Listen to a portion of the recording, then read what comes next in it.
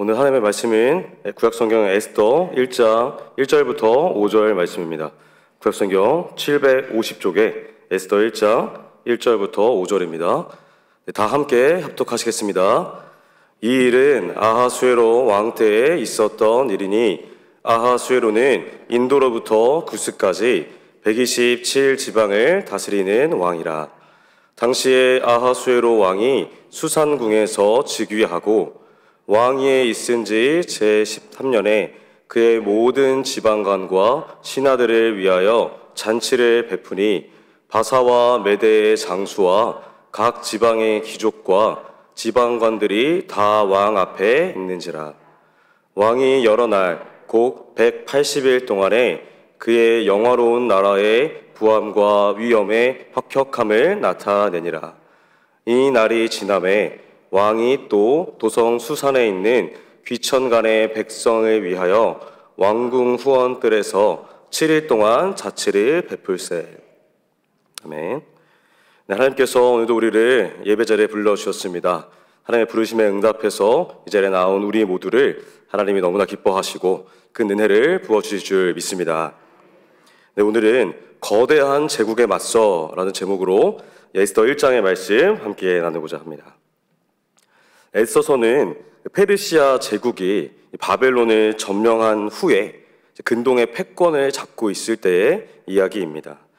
특별히 오늘 본문은 에스더서의 시작으로 당시는 아하수에로 왕이 페르시아를 다스리고 있었다라고 말합니다. 그런데 이 왕이 얼마나 강력한 왕이었는지 당시에 127지방이나 되는 거대한 제국을 통치하고 있었습니다. 본문 1절을 제가 다시 읽어드리겠습니다. 이 일은 아하수에로 왕 때에 있었던 일이니 아하수에로는 인도로부터 구스까지 127지방을 다스리는 왕이라. 아멘. 이처럼 아하수에로는요, 거대한 제국을 손아귀에 둔 사람이었고 또 모든 사람의 운명을 결정 지을 수 있을 만큼 아주 높은 자리에 있는 사람입니다. 특히 이 아하수에로라는 이름의 뜻은요, 강력한 통치자라는 뜻입니다. 요즘 젊은 세대에서 아주 남성미가 넘치는 사람을 소위 테토남이라고 합니다. 이 남성 호르몬인 테스토스테론이 아주 많은 사람이라는 뜻이죠. 쉽게 말하면 상남자입니다. 그런데 그런 의미에서 아하수에로는 힘과 권력, 이 모든 것을 다 갖춘 테토남 중에 테토남이다라고 할 수 있습니다. 그래서 아하수에로는 자신의 권력과 지위 이런 것을 너무 자랑하고 싶었고요. 자그마치 180일 동안이나 아주 성대한 잔치를 엽니다.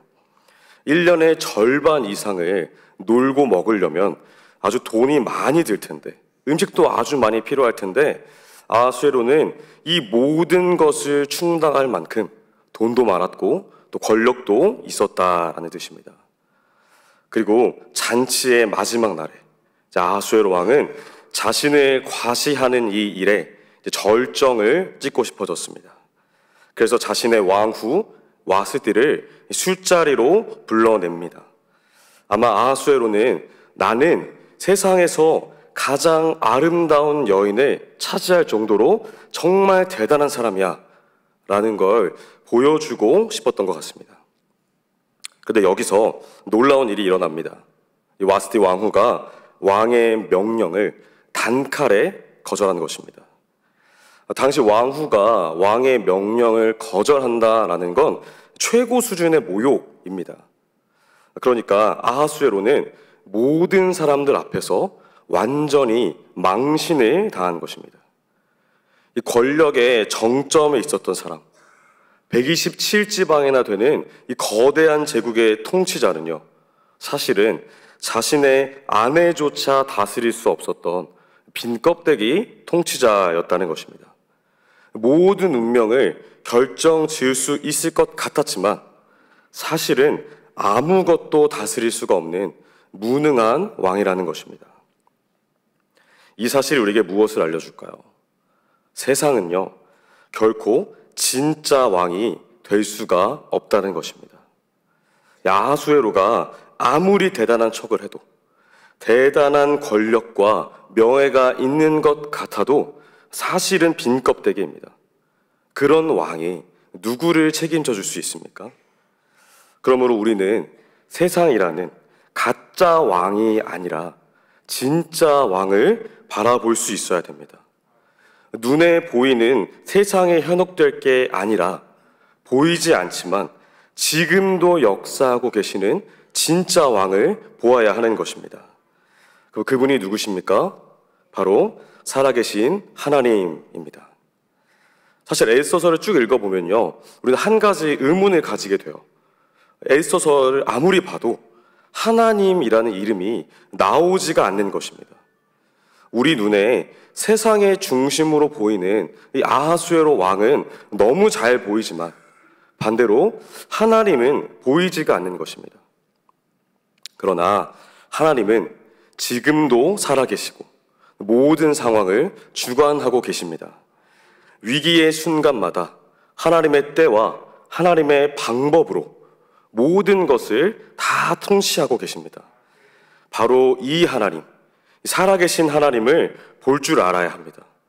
우리 눈에 보이는 가짜 현실이 아니라 그 너머에 있는 진짜 현실을 보는 눈이 우리에게 필요한 것입니다.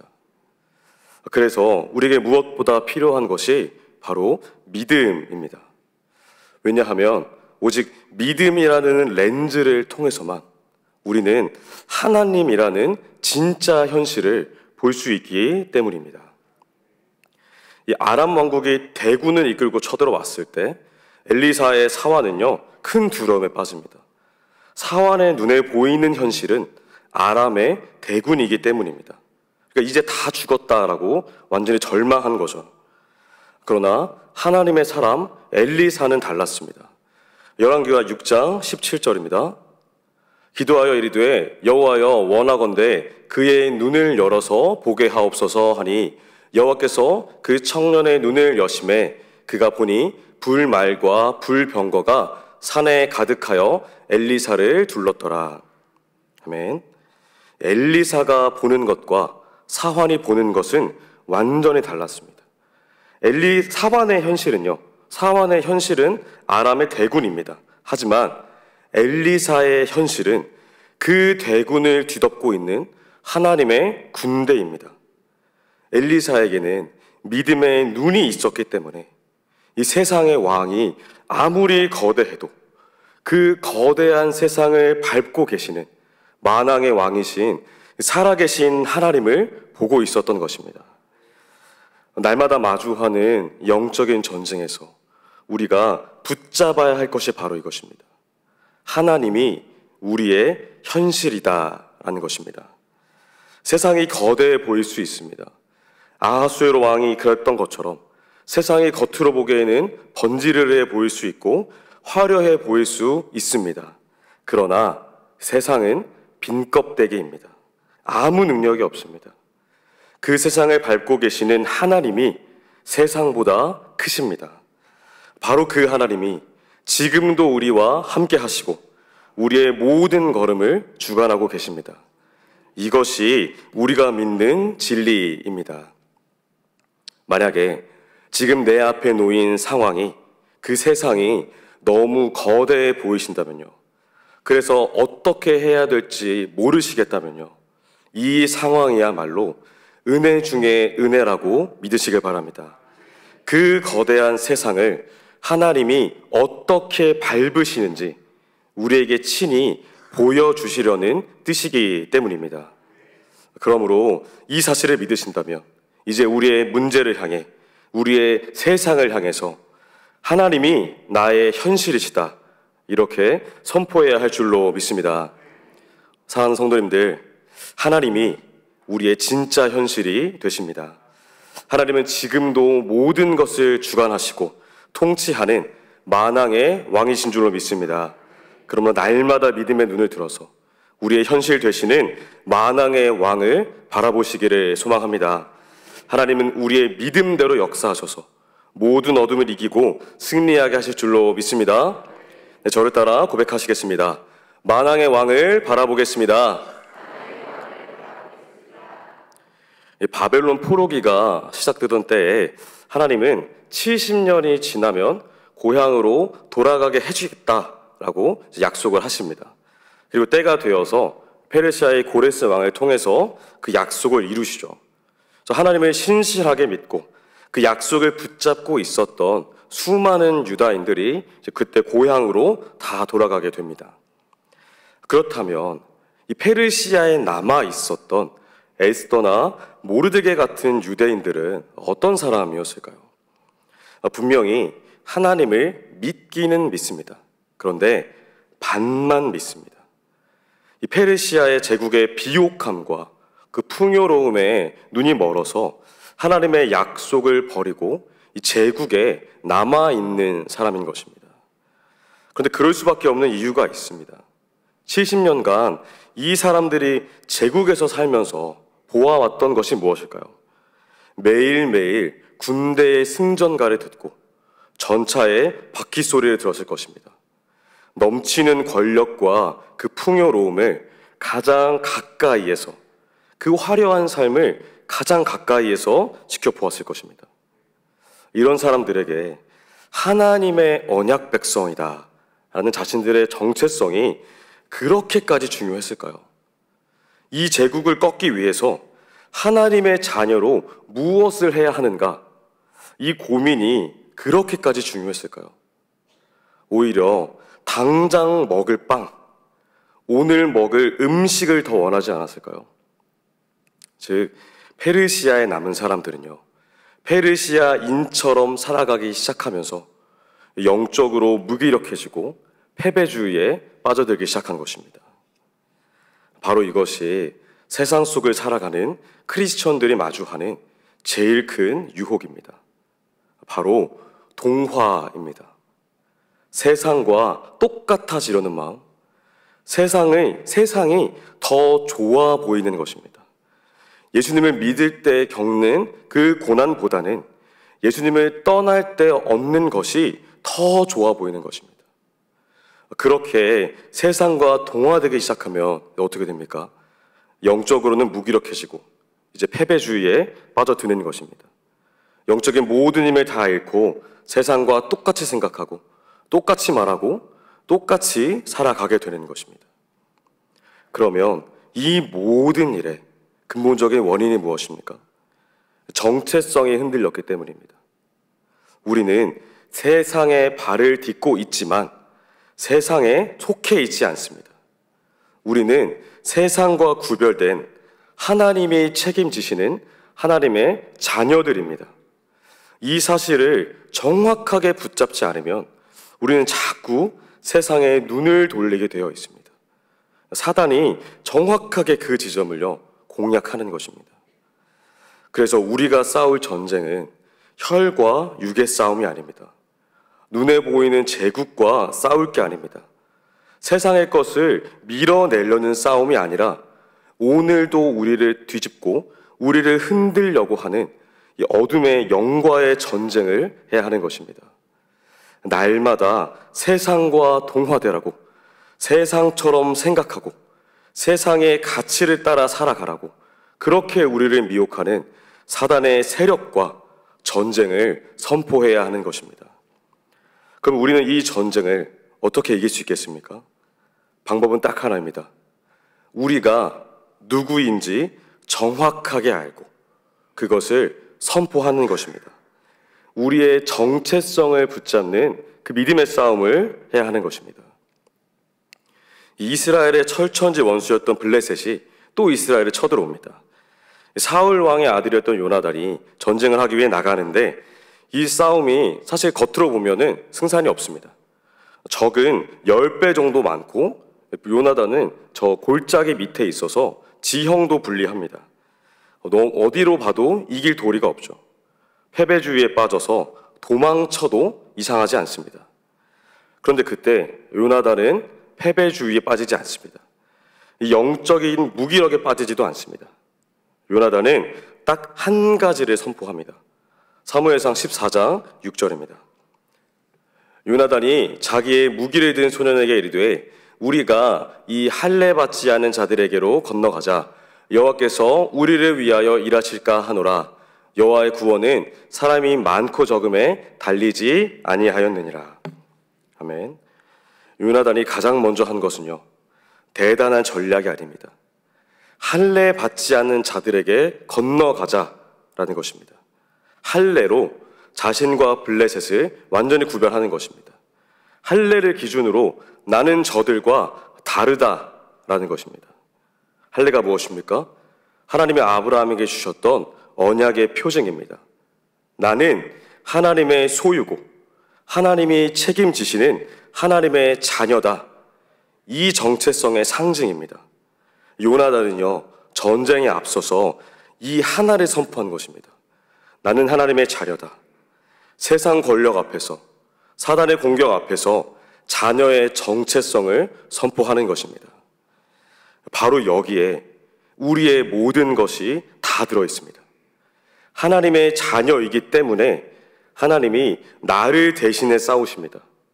하나님의 자녀이기 때문에 더 이상 나의 전쟁이 아니라 하나님의 전쟁입니다. 하나님의 자녀이기 때문에 내가 책임지는 것이 아니라 하나님이 나를 책임지시고 하나님이 나를 건져주십니다. 요나단은 이것을 꽉 붙잡았던 것입니다. 그리고 이 믿음대로 멋진 승리를 거두게 됩니다. 그래서 하나님은요, 우리에게 늘 이렇게 말씀하십니다. 요한일서 5장 4절을 제가 읽어드리겠습니다. 하나님의 자녀라면 누구나 다 세상을 이길 힘을 갖고 있습니다. 세상에 대해 이길 수 있는 승리는 우리의 믿음에 있습니다. 아멘. 내가 잘난 게 있어서, 내가 실력이 있어서 이기는 게 아닙니다.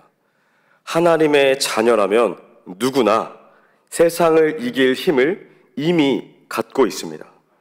모든 어둠을 밟으신 그 예수 그리스도의 보혈이, 그 권세가 우리에게 충만하기 때문에 내가 대단한 힘을 가지고 있어서 이기는 것이 아니라 하나님의 자녀이기 때문에 승리가 주어지는 것입니다. 세상은요, 바로 이 믿음으로 이기는 것인 줄로 믿습니다. 세상은 앞으로도 우리를 늘 미혹할 것입니다. 세상에 동화되라고, 세상의 가치를 따라 생각하라고, 그렇게 살아가라고, 너 빼고 다 그렇게 살고 있다고 우리에게 얘기할 것입니다. 이것이 사단의 전략이기 때문입니다. 그렇기 때문에 우리는 늘 우리의 이마에 하나님의 자녀라는 이름표를 붙이고 다녀야 됩니다. 나는 세상에 발을 딛고 있지만 이 세상에 속하지 않았다. 나는 하늘의 상급을 이어받은 사람, 영원한 천국의 상속자다. 이 사실을 날마다 우리 자신의 심령에 선포해야 하는 줄로 믿습니다. 사랑하는 성도님들, 우리는 하나님의 자녀입니다. 그런 걸 문제를 향해서, 어둠을 향해서 담대하게 외치시길 바랍니다. 하나님은 우리의 믿음대로 역사하셔서 그분의 자녀를 친히 책임지시고 세상을 넉넉히 이기고도 남을 그 승리를 주실 줄로 믿습니다. 네, 저를 따라 고백하시겠습니다. 자녀임을 선포하겠습니다. 네, 에스더 1장 10절과 11절을 제가 읽어드리겠습니다. 제7일에 왕이 주흥이 일어나서 어전넷이 무후반과 바스디와 하르보나와 빅다와 아박다와 세달과 가르가스 7사람을 명하여 왕후 아스트를 청하여 왕후의 관을 정제하고 왕 앞으로 나아오게 하여 그의 아리따움을 뭇 백성과 지방관들에게 보이게 하라 하니 이는 왕후의 용모가 보기에 좋음이라. 아멘. 네, 주흥이 오른 아하수에로는요, 와스티 왕후를 불러서 자랑을 하려고 합니다. 한마디로 자기의 부인을 이용하는 것이죠. 하나의 인격체로 존중하기보다는요, 나의 주흥을 북돋아줄 대상 정도로 여기고 있는 것입니다. 그런데 이 10절에 나오는 왕이 주흥에 이뤘다라는 이 문장을 원어를 직역하면요, 이렇게 됩니다. 왕의 마음이 포도주로 인해 즐거워졌다. 여기서 핵심 단어가 뭘까요? 마음입니다. 그러니까 아하수에로는요, 자기 마음을 따라서 내가 하고 싶은 대로 행동하는 사람이라는 것입니다. 내가 최고니까, 내가 가장 높은 사람이니까 그 교만에 잠겨서 자기 마음대로 행동하고 있는 것입니다. 그 시작이 어디일까요? 마음입니다. 마음이 이끄는 대로 움직이고 있다는 것입니다. 그래서 사람이 죄를 지을 때를 생각을 해보면요, 이 덮어놓고 행동만 하는 경우는 없습니다. 가장 먼저 무엇을 하냐면요, 생각을 합니다. 마음이 쑥 올라오는 것입니다. 그리고 그 마음이 자리를 잡고 나가지가 않으면 그 마음이 계속 남아서 꼬리에 꼬리를 물다가 결국 그 마음대로 우리가 행동을 옮기게 됩니다. 시작은 늘 마음이라는 것입니다. 근데 우리가 분명하게 알아야 되는 게 있습니다. 악한 마음이 올라오는 것 자체를 우리가 어떻게 할 수는 없다는 것입니다. 우리는 너무 연약하고 이 공중 권세를 잡은 사단이 계속해서 이리 찌르고 저리 찌르기 때문에 이건 우리가 어쩔 수가 없습니다. 심지어 마귀는 내가 약한 부분을 귀신같이 알아서 그 약점을 공격을 합니다. 아하수에로에게는요, 그게 자기 마음대로 행동하는 교만이었던 것처럼 이 물질이 약한 사람이면 물질로 공격을 하고 건강이 약점인 사람이면 건강으로 공격을 하는 겁니다. 이렇게 악한 마음이 올라오는 것까지를 우리가 어떻게 할 수 없다면 이제 중요한 건 후속 조치입니다. 그냥 당할 수는 없기 때문이죠. 그래서 마귀가 악한 마음을 불어넣을 때, 하나님이 기뻐하시지 않는 죄를 짓고 싶어질 때 우리는 싸워야 하는 것입니다. 마귀가 주는 악한 마음이 우리를 잡아먹지 못하도록 대적하고 우리의 마음을 지켜야 하는 것입니다. 그럼 우리가 무엇으로 마음을 지킬 수 있을까요? 빌립보서 4장 6절과 7절에서 이렇게 바울은 이야기를 합니다. 아무것도 염려하지 말고 다만 모든 일에 기도와 간구로 너희 구할 것을 감사함으로 하나님께 아뢰라. 그리하면 모든 지각에 뛰어난 하나님의 평강이 그리스도 예수 안에서 너희 마음과 생각을 지키시리라. 아멘. 빨갛게 표시된 부분만 떼면 이렇게 됩니다. 감사함으로 하나님께 아뢰라. 그리하면 너희의 마음과 생각을 지키실 것이다. 감사하면 하나님이 마음을 지켜주신다는 것입니다. 감사가 우리의 마음을 지키는 방법이라는 것입니다. 감사가 우리 마음을 지켜주고 있으니까, 우리 안에 감사로 꽉 차 있으니까 어떠한 악한 마음도 우리를 감히 틈탈 수 없다는 것입니다. 그래서 하나님의 은혜를 기억하는 사람, 나 같은 죄인도 구원해 주신 그 십자가의 사랑을 기억하는 사람, 그래서 모든 일에 감사를 찾는 사람에게는요, 어떠한 마귀도 틈탈 수 없는 것입니다. 마귀가 우리를 찔러 보러 왔다가도 감사라고 선포하면 다 도망갑니다. 우리 안에 어떤 원망과 걱정이 있더라도 감사라고 선포하면 다 도망가는 것입니다. 그래서 시편 기자는 감사의 능력을 이렇게 이야기합니다. 시편 50편 23절입니다. 감사로 제사를 드리는 자가 나를 영화롭게 하나니 그의 행위를 옳게 하는 자에게 내가 하나님의 구원을 보이리라. 아멘. 누가 하늘의 복을 받습니까? 누가 구원을 받습니까? 감사하는 사람입니다. 감사하는 사람에게 하나님은 하늘의 문을 여시고 그 놀라운 구원의 축복을 부어주신다는 것입니다. 이것이 바로 감사의 힘입니다. 감사는 우리의 마음을 지키는 방패입니다. 마귀를 내쫓는 강력한 무기고 하늘의 복을 불러오는 방법입니다. 그래서 하나님은 늘 범사에 감사해라 라고 말씀하시는 것입니다. 사람들한테 듣기 좋은 소리 하라고 감사합니다 라고 하라는 게 아닙니다. 그렇다고 하나님께서 우리에게 감사를 받고 싶으신 것도 아닙니다. 하나님은 만물이 하나님을 찬양하고 만물이 하나님께 감사와 경배를 올리는데 우리의 감사가 하나님께 무엇게 그렇게까지 필요하겠습니까? 그러진 않습니다. 하나님은요, 받으시려는 게 아니라 우리에게 주시려고 감사를 명령하시는 것입니다.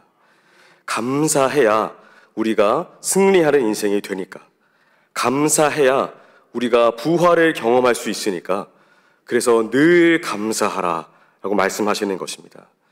그러므로 늘 범사에 감사하는 우리가 되기를 소망합니다. 근데 사실은요, 우리가 감사하겠다라고 이제 이야기를 해도 상황과 환경을 보면 감사가 안 나올 때도 종종 있습니다. 그래서 감사는 자연스럽게 되는 게 아닙니다. 우리의 의도적인 결단이 좀 필요합니다. 그래서 저는 청소년부 애들한테 이런 말을 종종 합니다. 감사는 캐내야 된다. 의도적으로 최선을 다해서 우리 삶 가운데서 캐내야 발견할 수 있다는 것입니다. 그래서 너무 어려우면 밤에 잘 자고 아침에 잘 일어나게 해주셔서 감사합니다. 이렇게라도 하라고 말합니다. 그렇게 하루하루 작은 감사를 연습하다 보면 어느새 내 삶에 감사할 것이 이렇게나 많구나라는 것을 알게 되는 것입니다. 우리 교회가 처한 상황도 마찬가지입니다. 상황과 환경을 보면 감사할 수 없습니다. 우리가 이단이 되었는데 어떻게 감사할 수가 있겠습니까? 그런데 이런 상황에서도 우리가 마음만 먹는다면요, 얼마든지 감사를 캐낼 수 있습니다. 이 기회를 통해 기도하게 해주심도 감사합니다. 교회가 더 하나 되게 해주심도 감사합니다. 진리를 더욱 붙잡게 해주시는 것도 감사합니다. 이렇게 하루하루 우리가 감사를 캐낼 때 감사가 우리의 마음을 지키고 감사로 승리하는 인생이 될 줄로 믿습니다. 사랑하는 성도님들, 늘 감사를 캐내시는 우리 모두가 되기를 소망합니다. 하나님은 감사하는 사람의 마음을 지켜주시고 하늘의 문을 여셔서 그 부활의 기적을 부어주실 줄로 믿습니다. 네, 저를 따라 고백하시겠습니다. 감사로 마음을 지키겠습니다. 네, 우리는 오늘 거대한 제국에 맞서라는 제목으로 이렇게 말씀을 나누었습니다. 만왕의 왕이신 하나님께서 우리의 현실이 되십니다. 믿음의 눈으로 그분을 바라보면서 우리가 자녀됨을 선포할 때 우리 가운데 승리의 역사가 일어날 줄로 믿습니다.